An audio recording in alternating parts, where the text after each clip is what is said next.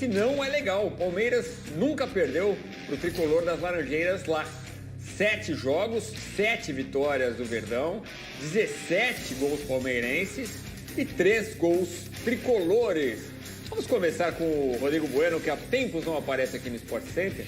Depois o Zupac já fala. E daqui a pouco, contratação do Palmeiras. A gente vai falar muito sobre o Jorge. Está chegando ao Verdão, um bom lateral esquerdo que estava no Mônaco. Mas antes, vamos falar desse jogo especificamente, ô Bubu. É uma freguesia e tanto. E mais que isso, a sequência invicta do Palmeiras, a série de vitórias, a liderança, vem bem na Libertadores. O Palmeiras é favorito nesse jogo? Palmeiras é favorito, sim, né? Aliás, não só por jogar em casa, né? A campanha que está fazendo, líder do brasileiro, né? Também na Libertadores, a forma como está jogando com tanta solidez. Hoje é difícil dobrar o Palmeiras, né? Em qualquer campo. No caso do Fluminense, né? Tem sido realmente um problema. E aí eu vou fazer uma comparação clara com o São Paulo. O São Paulo também, nos primeiros jogos no Allianz Parque, não conseguia nem empatar, perdia todos, né? E às vezes até de forma contundente. O Fluminense não está conseguindo fazer gol no estádio do Palmeiras. As últimas 3 partidas ele perdeu e não balançou as redes. E teve um gol que foi feito pelo Fred, semifinal da Copa do Brasil de 2015, depois o Fluminense acabou sendo eliminado.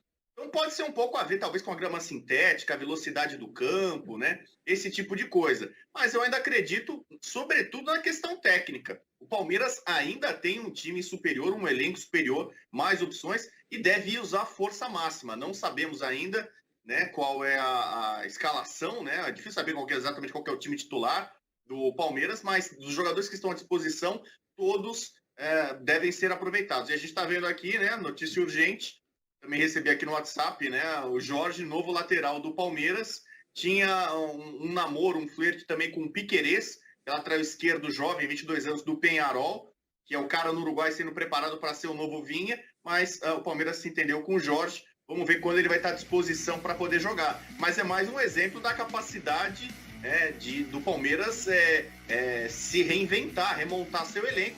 Tem um bom caixa, uma boa situação financeira e pode conseguir bons reforços, né?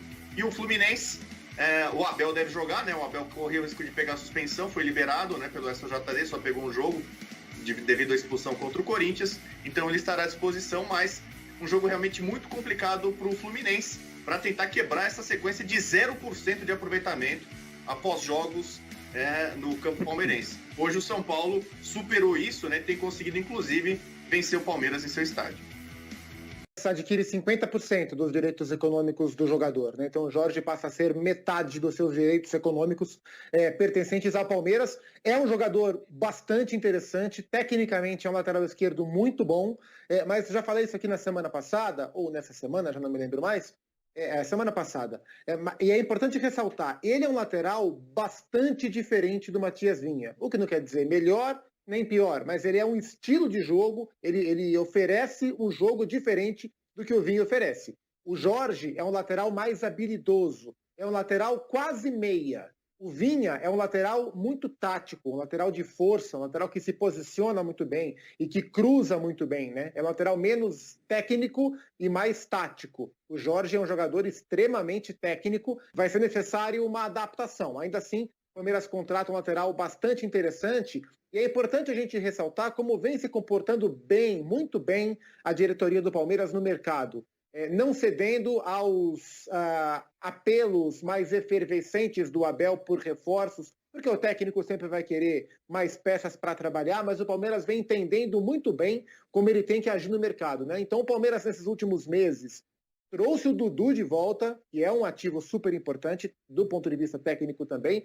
Trouxe o Daverson, que não era uma carta tão esperada assim, mas que vem virando um trunfo ofensivo do Palmeiras e pontualmente perde o seu lateral esquerdo titular, busca outro extremamente qualificado. Então, de maneira racional e com pouca espuma, a diretoria do Palmeiras trabalha bem no mercado e contrata um jogador bastante interessante.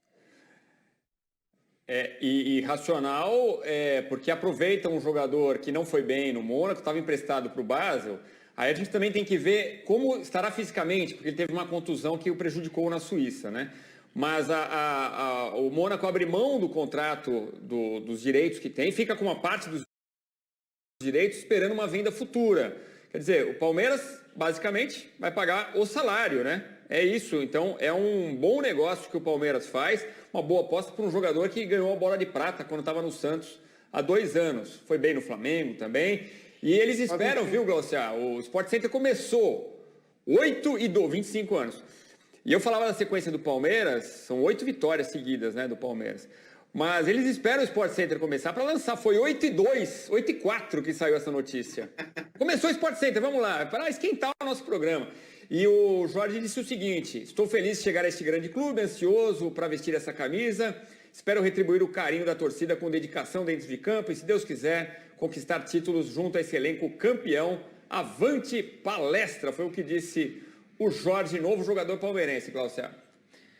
Pois é, Edu, você lembrou bem aí, em 2019 ele esteve na seleção do Bola de Prata porque fez um grande campeonato com o Santos, né? E aquela vinda dele para o Santos foi justamente uma situação parecida, não estava sendo bem aproveitado na Europa, veio para cá, chegou a ser convocado para a seleção brasileira estando no Santos, não me lembro se era amistoso, mas ele chegou a ser convocado e disse que esse era um dos objetivos dele, de voltar ao Brasil, resgatar o futebol. E foi isso que levou ele de volta à Europa, Bubu. E agora mais uma chance do Jorge no futebol brasileiro. Acho um bom nome. Lembro de ter feito boa temporada ele com o Santos, acompanhava mais de pertinho ali, porque cobria o peixe. É mais um jogador que na Europa não aconteceu, mas aqui para o nosso mercado nacional, eu acho que ele dá conta do recado muito bem. Eu lembro quando ele veio para o Santos, né, e jogou bem no Santos. Muita gente no Flamengo depois ficou se questionando por que ele não voltou para o rubro-negro, né? Naquela época o Flamengo tinha carências nas laterais, muita gente reclamava disso, ninguém entendeu por que ele veio para o Santos e não voltou para o clube que o projetou, né? O Flamengo. Eu acho que o Palmeiras, nessa posição, na lateral esquerda, precisava mesmo ir para o mercado. Né? O Vinha é um jogador que já servia muito seleção, já desfalcava muito.